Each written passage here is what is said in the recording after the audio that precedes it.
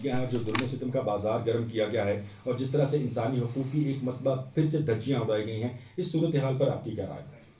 دیکھیں، آج کل بین الاقوامی سطح کے اوپر ایک ٹرینڈ چل رہا ہے، اور ٹرینڈ بڑا مزیدار ہے، اور ٹرینڈ یہ ہے کہ جتنے آپ ہیومن رائٹس کو وائلیٹ کریں گے اتنی آپ کی عزت و توقیر زیادہ ہوگی۔ مثال لے لیجئے کہ اسرائیل جس طرح سے ہیومن رائٹس کو وائلیٹ کر رہا ہے فلسطین کے کیس کے اندر، یعنی یعنی میں اکیلے میں بیٹھ کر یہ سوچتا ہوں اور بڑا حیرت زدہ ہوتا ہوں کہ ہتھیاروں کی ترسیل پوری ہو رہی ہے، لیکن غذائی ترسیل روک دی گئی ہے، امدادی سامان روک دیا گیا ہے۔ اس وقت جو انڈیا کے اندر بھارت کی جو ہیومن رائٹس ہیں، جو وائلیشن، چاہے وہ کشمیر کا معاملہ ہو یا پھر اب آسام دیکھیں نا، کسانوں کے ساتھ کیا ہو رہا ہے وہاں پہ، اور اس کی جو بنیادی وجہ ہے کسانوں کے ساتھ جو ظلم و ستم ہو رہا ہے، بلکہ ڈرون کے ذریعے سے مناظر، ڈرون کے ذریعے سے آنسو گیس مارے جا رہے ہیں۔ اب اس کا مطلب یہ ہے کہ اس ٹیکنالوجی کو ہر کوئی استعمال کرے گا، ایک پریسیڈنٹ قائم ہو گیا ہے۔ تو بھارت کے اندر مائنورٹیز کے خلاف جو کچھ ہو رہا ہے، اور یہ اس وجہ سے ہو رہا ہے جو کہ ایسٹرن پنجاب ہے، جہاں پہ چھتیس گڑھ ہے اور دوسرے تیسرے علاقے، وہاں پہ آپ دیکھیں مودی صاحب کو کامیابی حاصل نہیں ہو رہی، تو اس کا غصہ جو ہے فورس کا استعمال کر کے کیا جا رہا ہے، زبردستی منوایا جا رہا ہے۔ اس کا مطلب یہ ہوا کہ جو بھارت کی پالیسی ہے ہندوتوا کی، اس کو فورسفلی منوانے کی کوشش کی جا رہی ہے کہ بھارت فقط ہندوؤں کا ہے اور باقی کسی کا بھی نہیں ہے۔ جو کانگریس کے وقت میں جو سیکولرزم کا نعرہ بلند کیا جاتا تھا، لارجسٹ ڈیموکریسی کا نعرہ بلند کیا جاتا تھا، اس وقت بھی سافٹ امیج تھا یا سافٹ ہندوتوا کی پالیسی جاری ساری تھی۔ آپ کو یاد ہوگا اپنا گاندھی صاحب جو تھے، انہوں نے ایک تحریک چلائی تھی رام راج کی۔ وہ رام راج کی تحریک ہندوتوا کی تحریک تھی بنیادی طور کے اوپر۔ اور پھر یہ بندے ماترم کا جو ترانہ تھا، جہاں پہ اسکولس اینڈ کالجز میں پڑھایا جا رہا تھا کانگریس کی حکومت میں، اس وقت مہاتما گاندھی صاحب موجود تھے، نہرو موجود تھے، تو سافٹ ایک ہندوتوا تھا۔ لیکن اب جو ہندوتوا ہے، جس کو میں مدتوا کہتا ہوں، اس پالیسیز کے تحت فورس کا استعمال کیا جا رہا ہے، کشمیریوں کے خلاف بھی، آسام کے خلاف بھی۔ آپ کو پتہ ہے نا، بھارت کے اندر تقریباً لگ بھگ جو ہے 23 تحاریک چل رہی ہیں، اور 23 تحریکوں میں سے 18 تحریک علیحدگی کی تحریکیں ہیں، جس میں آپ یہ آسام کی تحریک لے لیجئے، جس میں آپ کشمیر کی تحریک لے لیجئے۔ ان تحریکوں کو دبانے کے لیے فورس کا استعمال ہو رہا ہے۔ کشمیر کے اندر 1.5 ملین، بعض اوقات 11 لاکھ فوج کہی جاتی ہے، تو باقی تحریکوں کو دبانے کے لیے 15 لاکھ فوج جو ہے وہ استعمال کی جا رہی ہے۔ تو اس کا مطلب یہ ہوا کہ اگر 11 اور 15 کو آپ کریں تو 26 لاکھ فورس جو ہے وہ تحریکوں کے خلاف، مائنورٹیز کے خلاف ستم، ظلم و ستم اور بربریت کا بازار گرم کرنے کے لیے۔ کہاں گئی دنیا؟ بھائی دنیا سو رہی ہے۔ دنیا کے 2 بلو آئیڈ ہیں اس وقت۔ جب میں دنیا کی بات کر رہا ہوں تو میری مراد امریکہ کی ہے، یو کے کی ہے، ویسٹ کی ہے۔ ایک اسرائیل اور دوسرا بھارت۔ انڈو پیسیفک اسٹریٹجی جو 1992 سے لے کر آج تک ان کے ہاتھ میں، جس کے تحت بھارت کو بلو آئی بنایا ہوا ہے، خاموش بیٹھے ہوئے ہیں، جو ہی نہیں رینگ رہی۔ حالانکہ بھارت نے ان کے گھر میں جا کے ان کے لوگوں کو مارنا شروع کر دیا ہے۔ کینیڈا میں کیا ہوا؟ اس کے بعد ہردیپ سنگھ کا اور پنو کا جو قتل کی سازش کی گئی امریکہ میں، اس سے پہلے یو کے اندر، ان کے گھر میں گھس کے ان کو مار رہے ہیں، تب بھی خاموش ہیں۔ اور دوسری طرف چائنا کہتا ہے کہ ہم امریکہ کو گرنے نہیں دینا چاہ رہے، اگر آپ کو ہماری ہیلپ کی ضرورت ہے تو ہم دینے کو تیار ہیں۔ لیکن دنیا کے اندر جو ٹرینڈ ہے نا، جتنے آپ ہیومن رائٹس زیادہ وائلیٹر ہیں، اتنی ہی آپ کی عزت بلند ہے۔ اور وہ ہمیں نظر آ رہا ہے انڈیا کے کیس میں، وہ ہمیں نظر آ رہا ہے اسرائیل کے کیس میں۔ تو بڑے افسوس کی بات ہے جو مدتوا کی، جو اور مدتوا پھر آ رہی ہے، اور مدتوا کا نعرہ وہی ہے جو جارج ڈبلیو بش جونیئر صاحب نے کہا تھا، whether you are with us or are against اس۔ تو آج جو آپ کی مودی صاحب ہیں، وہ بھی کہتے ہیں کہ ہندوتوا کے ساتھ ہو یا بغیر ہندوتوا کے ساتھ ہو، اگر ہندوتوا کے ساتھ نہیں ہو تو پھر آپ کو ادھر بھارت میں جینے کا حق حاصل نہیں ہے۔ یہی کچھ چل رہا ہے جناب۔ ڈاکٹر صاحب، خواتین کی آبرو ریزی کو جنگی ہتھیار کے طور پر استعمال کیا جا رہا ہے، اور انٹرنیشنل لاز کی اگر ہم اسٹڈی کرتے ہیں، اقوام متحدہ کے چارٹر کی اسٹڈی کرتے ہیں، تو اس کے یہ سراسر جو ہے وہ خلاف ہے، سراسر ان اس چارٹر کی اور انٹرنیشنل جو لاز ہیں ان کی بھی بلا شبہ یہ دھجیاں اڑانے کے مترادف ہے۔ لیکن سانحہ گندم پوشپورہ کے حوالے سے اگر ہم 30 سال گزر گئے، 100 خواتین کو اجتماعی آبرو ریزی کا نشانہ بنایا گیا۔ اگر ہم یہ 30 سال کی بات کر لیتے ہیں، اگر وہ سچویشن 91 2024 اور اگر ان کو انصاف نہیں مل سکا، تو پھر جو آگے کچھ کر رہا ہے بھارت، اس کے حوالے سے کیا توقع رکھی جا سکتی ہے کسی سے؟ سر وہ بہت ایک دردناک ایونٹ تھا انفیکٹ، اور یہ رات کے وقت انہوں نے حملہ کیا تھا. 1000 فوجی اس ٹاؤن کے اندر گھسے تھے، اور انہوں نے 100 خواتین میں 13 سال کی بچی بھی شامل ہیں، اور سوائے مائنرز کو چھوڑ کے، اس سے جو چھوٹے بچے تھے ان کو چھوڑ کے باقی انہوں نے کسی کو نہیں چھوڑا. اور اس پہ BBC کی اس وقت رپورٹ تھی، اور ان کی رپورٹ کو تبدیل کرنے کی کوشش کی گئی تھی، اور انٹرنیشنل میڈیا کو وہاں پہ جانے کی اجازت نہیں تھی. لیکن اس کے باوجود دنیا، آپ دیکھیں وہ ماس ریزسٹنس موومنٹ میں ایک ری ایکشن تھا، اور اس ری ایکشن کو دبانے کے لیے، آزادی کی تحریک کو دبانے کے لیے ان کی آئیڈنٹی کے اوپر یہ ہٹ تھا. یعنی اسلام میں آپ سمجھتے ہیں نا کہ عصمت دری جو ہے یہ بہت بڑا سنگین جرم ہے، اور یہ کوئی غیرت مند جو آدمی ہے وہ اس کو نہیں برداشت کر سکتا. اور اس کے نتیجے میں چھوٹی بچیاں جو تھیں وہ پریگننٹ ہوئی، اور اس کو انٹرنیشنل میڈیا نے رپورٹ کیا تھا. لیکن ایک مکافات عمل تو ہوتا ہے، انفیکٹ ایک قدرت کا اپنا نظام ہے، نیچر کے اندر اگر یہ وشیس سرکل ہے، آج آپ کسی کے ساتھ کریں تو کل آپ کے ساتھ کچھ ہوگا. لیکن قانون کے تحت کیا ان کو سزا ملی؟ نہیں، نہ بھارت کے قانون کے تحت، نہ انٹرنیشنل کمیونٹی کے تحت. تو میں سمجھتا ہوں یہ بین الاقوامی جو نظام ہے اس پہ یہ سوالیہ نشان بھی ہے، اور اسی یہ ڈیمانڈ بھی ہے کہ کیا آپ دنیا کے اندر امن و سلامتی چاہتے ہیں؟ اور اگر امن و سلامتی چاہتے ہیں تو جو لوگوں کا حق بنتا ہے، اور وہ حق خود ارادیت جس کی بنیاد کے اوپر لیگ آف نیشن اور یونائٹڈ نیشن وجود میں آئی، وہ حق خود ارادیت جس کے نتیجے میں امریکہ نے آزادی حاصل کی برطانیہ کے راج سے، وہ حق خود ارادیت جس سے 100 سے زائد ممالک نے آزادی حاصل کی اور ساؤتھ افریقہ اس کی آخری قسط تھی، وہ حق خود ارادیت جس کے تحت آپ نے ایسٹ تیمور کو انڈونیشیا سے علیحدہ کیا، وہ حق خود ارادیت جس سے آپ نے ساؤتھ سوڈان کو سوڈان سے علیحدہ کیا. تو آج آپ کو کشمیر اور فلسطین کے وہ لوگ نظر نہیں آ رہے؟ اور اگر آپ حق خود ارادیت نہیں دیں گے تو کل کو یہ بات آپ کے اوپر آئے گی. آپ نے کیا تھا نا ماضی میں ہٹلر کو اپیس، نتیجہ آپ نے دیکھ لیا، تو آپ اس نتیجے کے لیے تیار ہو جائیں. اور بھارت کے لیے تو میں یہ کہوں گا کہ بھارت جو مائنورٹیز کے ساتھ کر رہا ہے، بھارت کی شکل انہوں نے بگاڑ کے رکھ دی. اور بھارت کہتا رہے کہ میں تیسری بڑی اکانومی بننے جا رہا ہوں، لیکن معاشرتی طور پہ جو اس کی تباہی مچا دی ہے وہ بہت سنگین ہے، اور اس کے اوپر پریڈکشنز ہمارے سامنے آ رہے ہیں. اور میں یہ سمجھتا ہوں کہ دنیا، ایک ہماری بھی اس میں کمزوری مجھے نظر آتی ہے مناظر. ہماری کمزوری ہے کہ ہم صرف امریکہ کی طرف کیوں دیکھتے ہیں.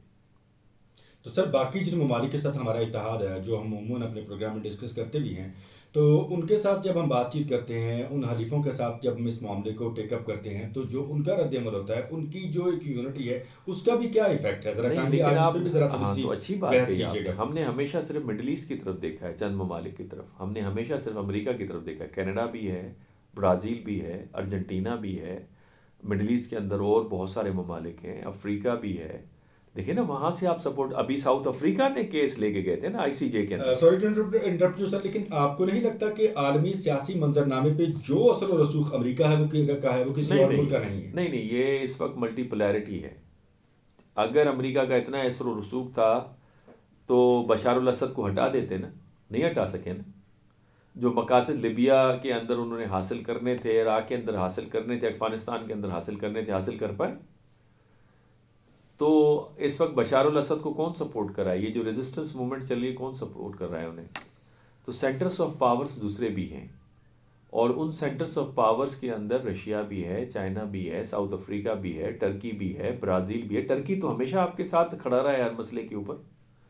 آج آپ 5th جنریشن کا آپ جیٹ فائٹر تیار کر رہے ہیں، اسٹیلتھ کیپیبلٹی کا، جس کا ٹیسٹ بھی ہوا ہے ابھی چند دن پہلے. تو ٹرکی کے ساتھ مل کے آپ اس میں تعاون کر رہے ہیں. تو میں سمجھتا ہوں کہ دوسرے ممالک بھی ہیں. ہم صرف ایک طرف کیوں لگے ہوئے ہیں؟ امریکہ امریکہ امریکہ. امریکہ کی 8.2% بجٹ کا خسارہ ہے اس وقت، اور یہ ان کی تاریخ کا سب سے بڑا خسارہ اس وقت چل رہا ہے. $3 ٹریلین ہر سال ان کا بجٹ کا خسارہ ہے ان کے پاس. میں کئی دفعہ آپ کے پروگرام میں بتا چکا ہوں 120% GDP انڈر مقروض ہے، انڈر ڈیٹ ہے وہ. اس کے سوشل انسٹیٹیوشنز دیکھیں، پولرائزیشن کا شکار ہیں. اس کے بعد اس کی اکانومی کا حال میں نے بتا دیا. اثر و رسوخ کا عالم یہ ہے کہ جو اس کے اپنے اسٹریٹجک پارٹنرز تھے انہوں نے کیا یوکرین وار کے اوپر رشیا کے خلاف ووٹ دیا تھا؟ کیا اسرائیل نے نہیں دیا، انڈیا نے نہیں دیا، انڈونیشیا ملائیشیا نے نہیں دیا، برازیل ارجنٹینا نے نہیں دیا، سعودی عرب یو اے ای نے نہیں دیا. کس نے اس کا ساتھ دیا تھا؟ وہ آئسولیٹ ہو رہا ہے. تو اس کا جو انفلوئنس ہے، اس کا جو پاور ہے ان ٹرمز آف انفلوئنس، وہ ڈکلائن کر رہا ہے. ہم اس طرف صرف کیوں دیکھتے ہیں؟ گو کہ ہمارے بڑے اچھے تعلقات تھے ماضی میں، امریکہ کے ساتھ اچھے تعلقات تھے، لیکن انڈو پیسیفک اسٹریٹجی میں اگر وہ اپنے مفادات کے تحت اپنی ڈائریکشن کو چینج کر رہا ہے تو وی ہیو آپشن. لیکن ہمارا مسئلہ یہ ہے نا کہ ہمارے اندرونی تو حالات کے اندر اسٹیبلٹی آئے نا. گھر ٹھیک ہو جائے تو باقی معاملات آپ ٹیکل کر لیں گے. اور پاکستان اتنا اثر رکھتا ہے، پاکستان کی جو جغرافیکل پوزیشن ہے اور پاکستان میں کے جو ماضی میں اچھے تعلقات سب کے ساتھ رہے اور پاکستان نے جو ٹرسٹ بلڈ اپ کیا ہے، اس کے ماتحت پاکستان بہت کچھ کر سکتا ہے. اور دیکھیں میں آپ کو ایک مثال دیتا ہوں، یہ ہلکی مثال نہیں ہے. اگر آپ ٹورزم کے حوالے سے سری نگر میں G20 کا SCO کا اگر آپ وہ کینسل کروا سکتے ہیں، ناکام کروا سکتے ہیں ساری سمٹ کو، اور آپ انٹریکٹ کیا آپ نے سارے ممالک کے ساتھ جو اس میں شرکت کر رہے تھے، اس میں میکسیکو نے بھی انکار کیا تھا نہ کہ ہم نہیں آئیں گے، یہ ڈسپیوٹیڈ ایریا ہے. تو آپ اس لائنز پہ کام کریں گے، آپ کو کامیابیاں ملیں گی. پاکستان کوئی چھوٹا ملک تھوڑی ہے. لیکن دیکھیں جب تک ہم اندر سے مضبوط نہیں ہوں گے اور سب کے سامنے سب سے پہلے پاکستان نہیں ہوگا اور اپنے ذاتی مفادات کو پس پش نہیں ڈالیں گے، جب تک ہم کامیاب نہیں ہوں گے. ٹھیک. اچھا سر، اس ساری سچویشن میں ہم جب بھی ڈسکس کرتے ہیں تو ہم تقریباً کم و بیش ایسے ہی کنکلوژن پر آتے ہیں، لیکن کچھ چیزیں ایسی ہیں اس معاملے کے تناظر میں کہ جنہیں ہمیں بڑا ویجیلنٹ ہو کے، بڑا کمپوزڈ ہو کے، بڑا آرگنائزڈ ہو کے اور پراپر ایک اسٹریٹجی ڈیولپ کرنے کے بعد انٹرنیشنل کمیونٹی کی طرف موو کرنا ہوگا، تاکہ اگر آپ کسی کو اپنے ساتھ انگیج کرتے ہیں تو پھر وہ جو ایفرٹ ہے وہ فروٹفل بھی ثابت ہو، نہ کہ صرف وقت گزر جائے اور اس کے بعد کشمیر کی مشکلات بھی وہیں کی وہیں ہوں، کشمیر کا سٹیٹس بھی وہیں کا وہیں ہو، کشمیر پر جو ہے وہ مودی توا کے جو بیانات ہیں وہ بھی ویسے کے ویسے ہی ہوں، اور جو انٹرنیشنل کمیونٹی کا رد عمل ہو وہ بھی ویسا ہی ویسے کا ویسا ہی ہو. تو اب یہ ساری چیزیں اس ایک جو نقطہ انجمات ہے اس سے ذرا اٹھانے کے حوالے سے اسٹریٹجی کیا ڈیولپ کرنی ہوگی؟ لائک آپ کو کیا لگتا ہے کہ کن خطوط پر کام کرنا ہوگا، کن لوگوں کو ہم زیادہ انگیج کر سکتے ہیں ادر دین امریکہ؟ اور پھر یہ ہے کہ اقوام متحدہ از دا اونلی پلیٹ فارم، تو وہاں پہ ہم اس معاملے کو کس طرح سے ٹیک اپ کر سکتے ہیں کہ یہ سب لوگ اگر وہاں پہ بیٹھے ہیں، وہاں پہ چارٹر تشکیل دیا گیا ہے، وہاں سلامتی کونسل جنرل اسمبلی کے اجلاس ہوتے ہیں، تو پھر کم از کم وہاں پہ کچھ بہتر فیصلے بھی تو ہوں نا. امن کی بات کی جاتی ہے تو امن ہوتا بھی تو نظر آئے، خوشحالی کے ایجنڈے کا پرچار کیا جاتا ہے تو خوشحالی کہیں پنپتی ہوئی نظر بھی تو آئے. دیکھیں مناظر، جو بین الاقوامی سطح پہ تبدیلیاں وقوع پذیر ہو رہی ہیں اور خطے کی سطح کے اوپر، وہ پاکستان کو کبھی اجازت نہیں دیں گی وہ تبدیلیاں کہ وہ نقطہ اجتماعات سے آگے نہ بڑھے کشمیر کے معاملے کے اوپر. خود بھارت کو بھی مجبور کر دیں گی، خود کشمیر کی جو موومنٹ ہے وہ بھی اس کو ایکٹیویٹ کر دیں گی. ٹھیک ہے نا؟ اس کی وجہ کیا ہے؟ اس کی وجہ یہ ہے کہ آج کی دنیا میں جو انٹر گورنمنٹل آرگنائزیشنز ہیں وہ بڑا اہم کردار ادا کر رہی ہیں. اس میں پاکستان بھی ممبر بننے جا رہا ہے جیسے برکس، اور انہوں نے نیا اسٹرکچر لانا ہے اور یہ ایشین سینچری بننے جا رہی ہے.